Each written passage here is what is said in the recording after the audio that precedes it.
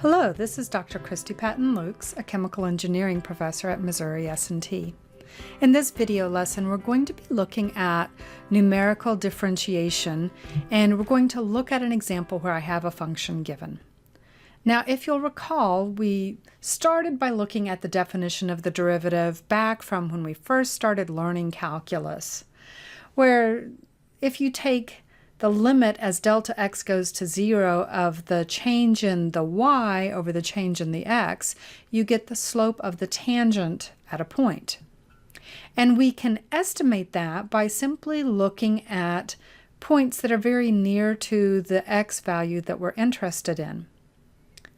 And the question then becomes, what are the best ways of estimating that? And we've had several different formulas we've looked at in the last two video lessons.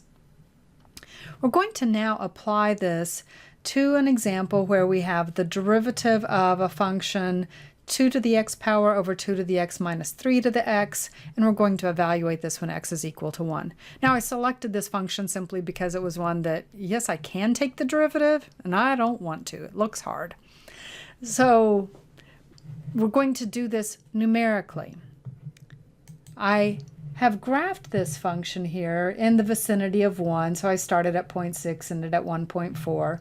And we can see this here, and the slope, we're going to be finding the slope of the tangent at this point where the points get clustered closer together.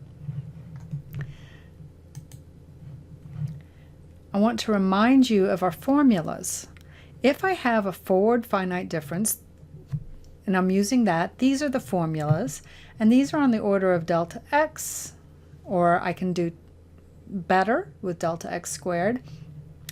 This is for the first derivative, second, third, or fourth derivative. Every time you go to a higher order derivative, it's going to be more effort, more points that need to be involved. I'm going to just, for this problem, look at the first derivative, and let's use both of these formulas. And then we'll compare to the backward finite difference. And let's focus on the error. Am I really getting down to the order of magnitude for the error that they predict? As a reminder, these are the backward finite difference formulas. We'll be using these. And this is the central finite difference formulas. So we're going to solve these problems numerically, and again, pay attention to the order of magnitude. So I'm going to do the first derivative. I'm going to do this with forward finite difference.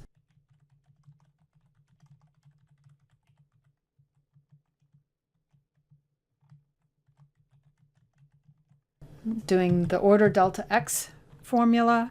And the formula for that one says I'm going to take the function at x plus delta x, subtract off the function at f of x, and divide by delta x.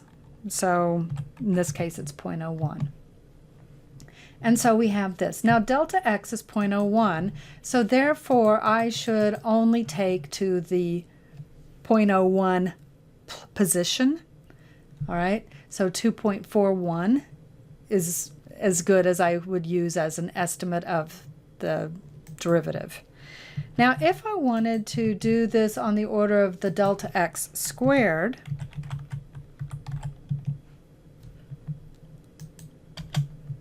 then I'm going to say, using the other formula, negative f at x plus 2 delta x's plus 4 times f at x plus delta x minus 3 times f at x,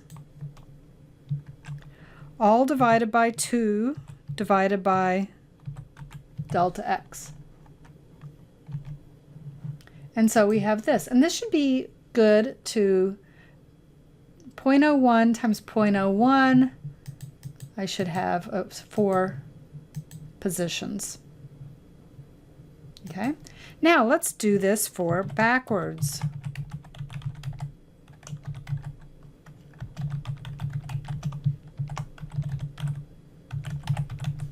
And again, I'm going to do these same two formulas, but using backwards finite differences.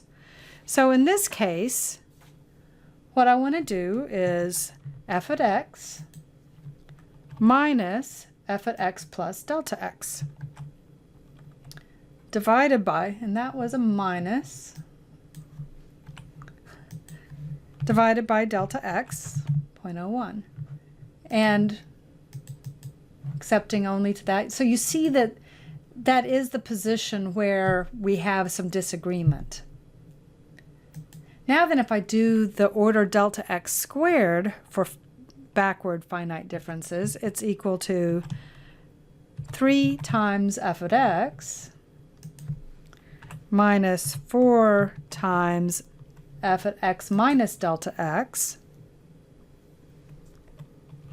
plus f at x minus 2 delta x's divided by 2 delta x.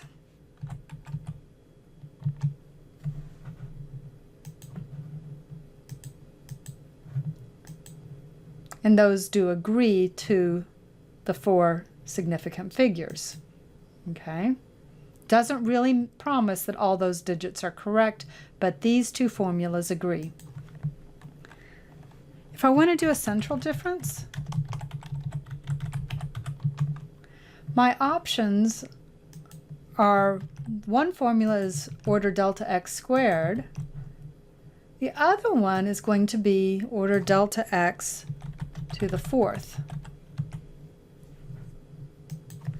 The order delta x central difference formula says I'm going to take f of x plus delta x minus f at x minus delta x, okay, over 0.01. Clearly that was wrong. Over 2 times 0.01. It's really obvious when you've done multiples of these same formulas when you've got one that's wrong, isn't it? Okay, and that should be to 4 decimal places. Now notice that really these are varying in the 3rd place. But if the actual answer is sort of, let's just say for argument's sake, halfway between these, they are plus or minus maybe a 0.05, 0.3 zeros and a 5 or a 6. All right, it just simply says that I'm going to be plus or minus that amount. So let's look at the delta x to the 4th power and use that formula. And this one, to use that, it's negative f of x plus 2 delta x's plus 8 times f at x plus delta x minus 8 times f at x minus delta x plus f at x minus 2 delta x's, and that's divided by 12 and delta x. And this, I should be able to take even more digits than that if you wish. So 0.01 to the 4th, 1, 2, 3, 4, 5, 6, 7. I ought to be able to go one more. And so, yeah, we do see that these two answers I had that were delta x squared were on either side of this one, okay, which is going to be more correct. Now, if you wish to go ahead and take that derivative and test it for yourself, just remember that you're going to have to use the quotient rule and the rule that the log, or a to the x power, the derivative of that is going to be a to the x times the log of a. And you can go through and evaluate the derivative and see how close you are. But I think that you're going to see that, yes, these are indeed all centering around the answer 2.4328, okay? And therefore, I am indeed getting improved precision when I add more, a larger order of delta x. Okay. Now, what we're going to do in our next lesson is look at a case where I don't have a function that I can just simply evaluate, and I can choose any points, right? I could have chosen 1.001 and 1.002. There was nothing keeping me from improving my accuracy by going out more terms, right? So in each case, wrong direction,